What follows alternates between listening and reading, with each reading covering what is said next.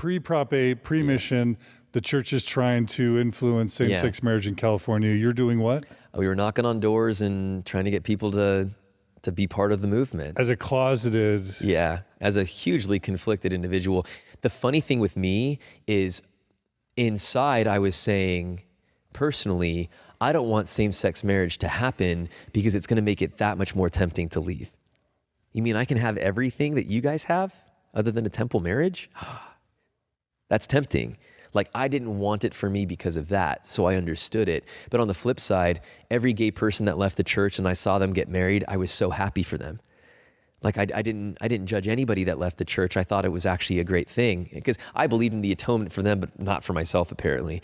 And I was horribly conflicted with Prop 8. And I remember my bishop, who knew that I was a struggling, same-sex attraction person, who was a big old homo, he asked me to donate a sizable amount of money. And he's like, I'm going to challenge you to write a check right now in front of me to donate to the cause. He's like, I think you need to do that. I'm feeling prompted that you need to do that. And so I remember I always keep a check just in case I have to do something for tithing, like a blank check in my scriptures. So I opened it up and I started writing and I looked at him and I folded I don't think we talked about this in the first interview, did we? And I remember folding the check. I said, I can't do this. I don't feel right doing this. My hands were trembling. And he's like, you need to pray about it. And it just didn't feel right. And I wish I could have been at the time. I wish I was already out. I wish I could have been more vocal. You know what I mean? Had Prop 8 started to happen at the time when I did the Mormon Stories podcast, like I would have let's make a charge here and talk about it. But I did it. And I regret that. But I just wasn't emotionally, spiritually, or physically, mentally ready to do that at the time. As much as I wanted to be a cause for this and a cause for that, I needed to just wait till it was right for me. Yeah. For me though, it was funny because at the time, when I first left, when I did the whole Mormon Stories thing, I wanted babies, I wanted kids, I wanted a family, I wanted this, that, and the other. I wanted the white picket fence with just a guy with my arm over him, right? That's the only difference. And then my thoughts and my beliefs and who I was dating really affected whether I wanted kids or a family or this, that, and the other. And I've actually kind of returned back to, I want kids, I want a family, I want a fun life with a partner. For me, when it was taken away again, I thought that, it was just seeing like the masks were taken off. Like you can kind of see what's really fueling this movement in this situation. And it was a really sad time for me. When the policy changed, when that was presented, I felt like that was the church doubling down. Right, that was really basically what they said to me. Now you've talked about this at length. What do I know? Right, I count to 8 for a living. But from my perspective, and having seen the behind the scenes with the church, the church has extended offers to rebaptize me, and then that changed from being rebaptized to, can we get together and have a meeting? And secretary of one of the 12 wanted to get together and talk about some PR things. How can we bridge this gap? And I felt like personally they wanted a photo op. I felt like personally they wanted just to see that they're working with an ex-member to kind of take away the power of my position as somebody who has left, right? And has successfully left without having to still be a part of the Mormon church in any direct way. And I felt like I was going to be taken advantage of. I felt like it was very, very manipulative. And I don't think that's of God, and I don't think that was a religious reason. I thought it was a PR reason. It was a public relations reason, 100%. They're trying to walk this balance where they've got this policy that many view as heinous and deadly and mean and cruel and Christ-like. And that's still in place.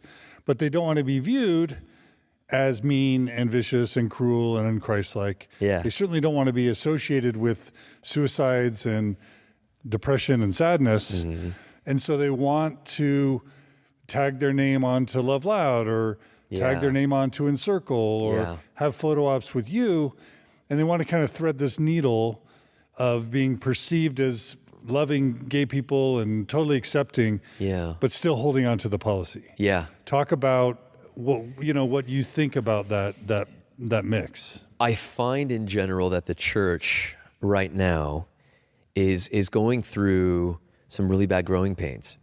And I think because of that, like an adolescent who's going through growing pains, they're going to be very awkward. They're going to make mistakes. And I feel like instead of actually taking responsibility for those that are hurting, and instead of actually following the words and the teachings of Christ, they are going in the path of Donald Trump in the sense that it's all politics, it's all for image. They can say what they want to say, but they don't want to suffer the consequences for it. And I frankly feel like there's a huge parallel to that between current politics in the United States and what's happening with the church in general. Now, it's funny because in the Mormon church, what I feel is happening and the way that they get around things is it's the people that work for the brethren that have to do all the spinning, right? They're the ones that are doing the spinning. They're the ones that have to find cognitive dissonance and project it to the masses, right? And from my experience, 90% of the time, if not 100% of the time, these people cheat on their wives. From what I know, always. And it's not public knowledge, and they have these videos like they're great men, that they're totally earnest and honest, and they're living a bold-faced lie. Now, I'm not passing judgment on them directly for experimenting with men or this, that, and the other, but what I am upset with is that they create this image that they're good, that they're worthy, that they follow all the rules, and that they're happily married. They are not. I can attest to this as a witness that they are not. And these men not only are living a lie, but they treat other gay men that are not married in these groups as like concubines. I have a personal friend whose life was almost destroyed because of the likes of those groups. And he was treated by the leadership of these groups like a second-class citizen who also needed to give them naked massages all the time. It is so warped and so convoluted. I know this is heavy stuff, and I wasn't even expecting to talk about this, John, but the thing that got me closest to suicide, the thing that got me sad, the thing that made me feel so discouraged, is I saw the likes of those guys that are married and supposedly success stories, and I thought, why can't I do this? Why am I not worthy enough? Why am I not strong enough of a person? Like, I'm reading my scriptures, I'm fasting, I'm praying. How come I'm dropping the ball and they aren't? The truth is, they never had the ball to begin with, truthfully. And it's not just Mormonism, it's evangelical Christianity, Judaism. This is this thing that Orthodox religions do where they parade people as role models for PR, in the public, on magazines, on websites, during conferences. Here's an example of celibate Mormons that are making it work. Here's an example of mixed orientation marriage Mormons that are making it work. To give people hope and inspiration that they can do it too and that they can be happy. And almost without exception, add either it's a lie when they're presenting them or it became as role models, or it soon becomes a lie thereafter. Never does the religion own up to that and say, sorry, we gave you the example of, of Josh and Lolly Weed. We gave you the example of Ty and Danielle Mansfield. We gave you the example of all these other celibate Mormon men or women, or men or women in mixed orientation marriages. And we led you down the path to make these choices, but it turns out that those people couldn't live it, or they were miserable, or they were cheating on the side. But they never own up to that. They never do. They just recycle new role models. And so add another year, the church can't use Mormon and Gay's website anymore because they can't call themselves Mormons anymore. It'll be LDS church members or Latter-day Saints who are gay.com. And they'll have a whole new generation of celibate gay Mormon men, celibate gay, lesbian women, or, Mormons and mixed orientation marriages. And they'll parade them as the new role models for being able to make the lifestyle work. And that will, in many cases or most, be a fraud and a sham too.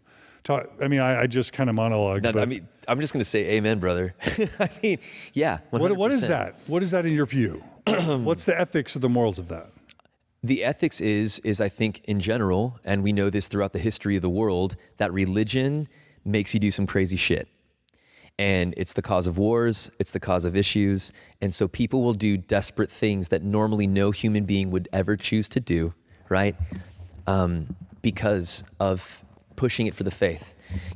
Joseph Smith and the original Mormon pioneers, they did some dark things in the name of God because they needed to in their minds.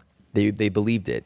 And I feel like we're dealing with something for the first time in a long time very similar to that publicly, where people are acting in the name of God and they'll do anything that they can because it's for something that's more grandiose than law here in the States, here in the world, right? It goes beyond that. It's the eternal thing that makes things so amplified and magnified. And I feel like the church in general right now, they'll do whatever they have to do. I mean, I thought we can, they don't care in that sense, ultimately. They don't believe that they're the cause of suicide. They don't have any remorse. There's no remorse whatsoever. There's only avoid the illusion of fault, avoid the illusion of anything. That's not of God. And what's that doing in the lives of the people impacted? The gay men and the lesbian women, the bisexual. What's it? The people celibate, the people mixed orientation marriage. What's the collateral damage of the church generation after generation, right? Luring people into celibacy or mixed orientation marriages. It's mentally, emotionally destroying us. It's destroying our youth. It's destroying marriages. It's destroying the ability to have a healthy relationship with somebody else because it's so convoluted and it's so fake. You're literally making it impossible. We're seeing examples that are fake. Where it's the worst form of reality TV. You're looking at, for example, I looked at Ty Mansfield. I thought, well, if he can do it, I can do it. And then I see what's happening behind the scenes. I'm disgusted by it. And I couldn't live like that, which is why I had to leave. And so if I can say anything about those groups in general, it's not what you think it is. You say behind the scenes what? Behind the scenes of these men's lives that are married to women for the most part, I would say from every case that I know of, they've all faltered. And yet the illusion, the appearance seems like they're squeaky clean. Not the case. Not the case 100%. And those that get away with it are straddling a line. You're saying that either the men are cheating or they're not happy in their marriages? They're cheating. They're cheating. Okay. They're cheating.